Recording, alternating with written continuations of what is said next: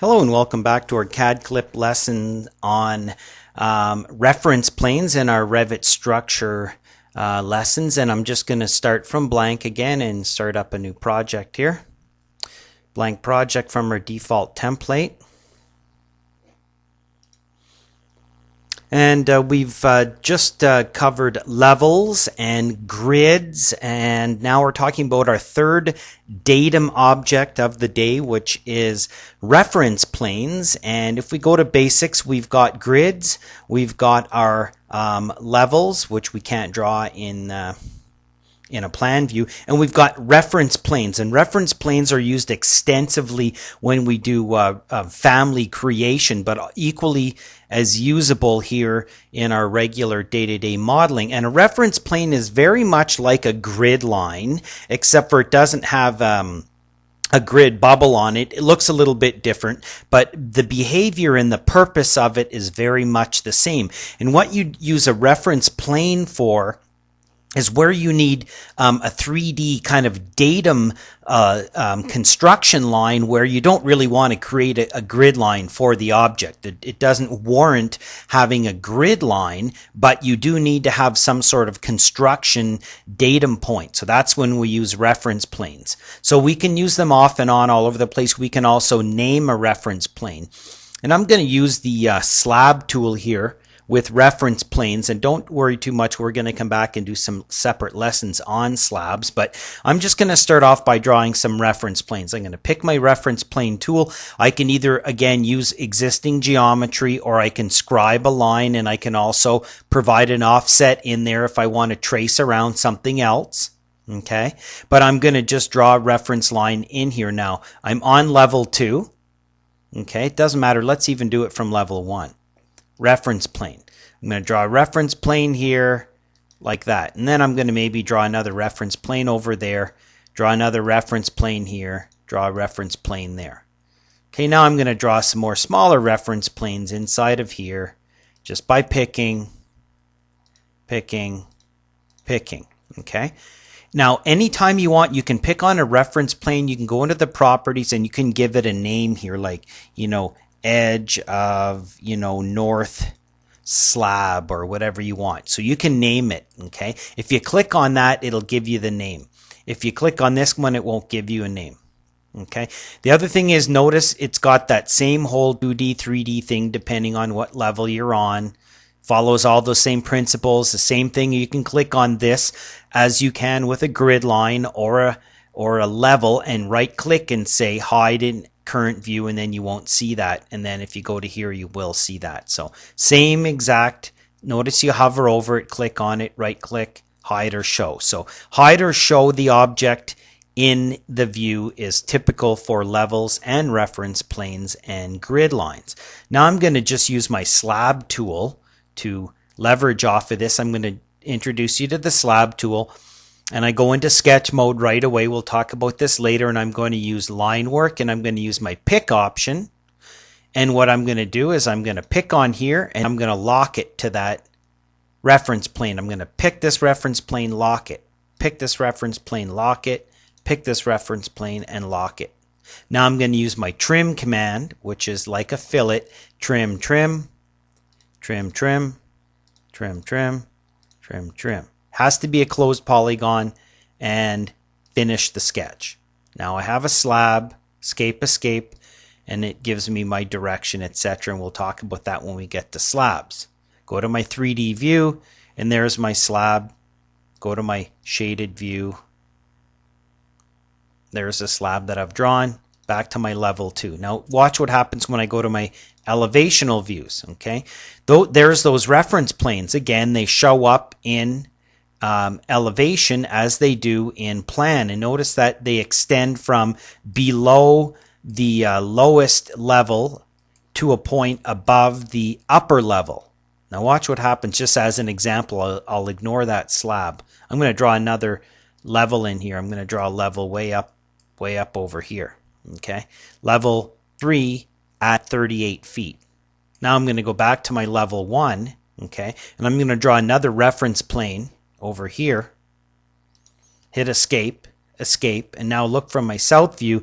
Notice how this reference plane, because it got drawn later, is going to go to a point above the highest level that it intersects with. Okay, even if I go back to here and I draw a new reference plane somewhere over here, escape, and go down to here, there's that new reference plane. So again, follows the same 3D, 2D rules when you look at it from the different angles, as I won't repeat that. So I'm going to click, delete, click, delete. Now I go back to my level 1. Oh, that's not where my slab is. It's on my level 2. Now I'm going to add an opening and lock it to those reference planes.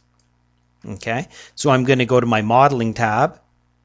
I'm going to use my opening tool, and I'm going to say pick a face of floor, roof, or ceiling and cut perpendicular to the face. Good enough. I'm going to hover over that slab. I'm going to pick it, and now I'm in sketch mode again.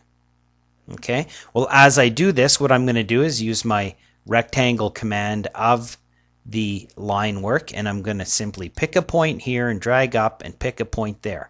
Before I do anything, I'm going to lock, lock, lock, lock, escape, escape.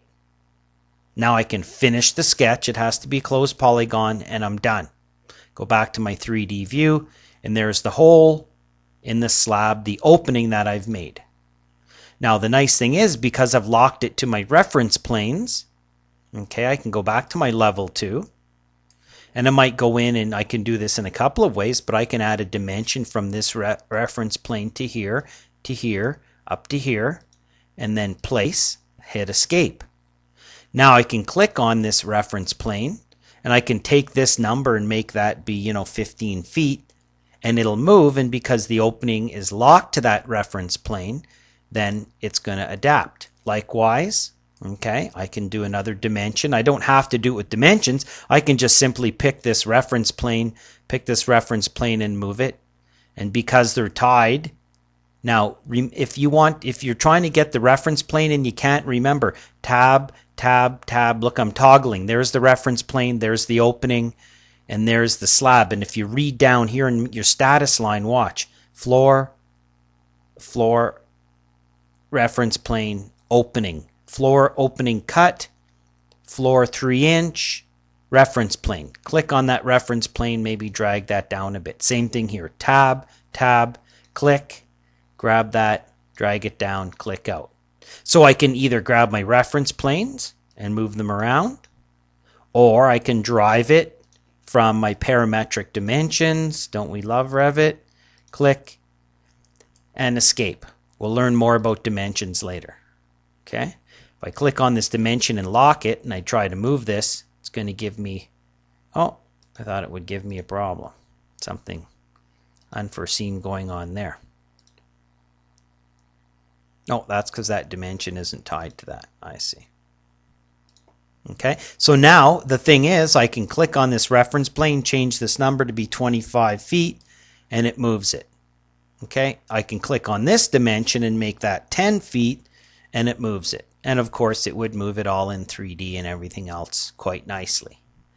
So reference planes, kind of like little mini grid lines. Again, we can go in, don't forget to name these, because later on we're going to learn how you can set that as your reference plane. I'm going to say, edge of, I'll call that the east opening, and hit OK.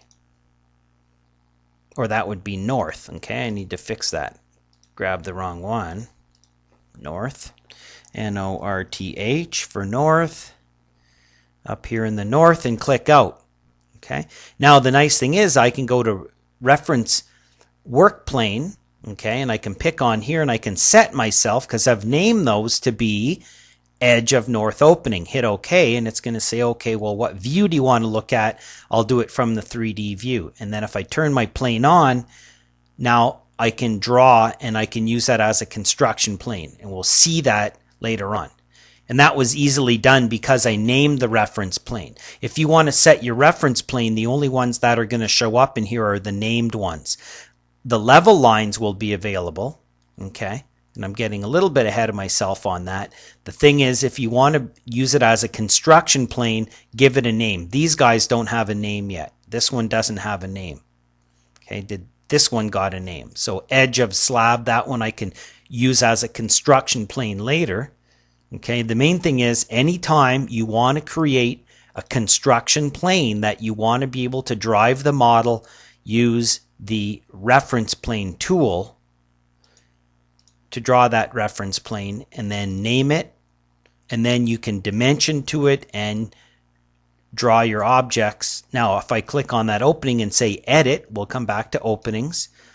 You'll notice that, see, it's locked. Okay, if I unlock it, click, now I can take it and move it off of there. If I want to realign it, I use my align tool and say align to this reference plane, this object, lock it, hit escape once, hit escape again, finish the sketch. Back to driving my model from my reference plane. Turn my reference plane visual on and off, and then make a reference plane, a construction plane for you a little bit later. So, some good information on reference planes. I use them all the time. Use them when you need a surface to work with that you don't need a full grid line to, and when we create custom families, we use reference planes extensively.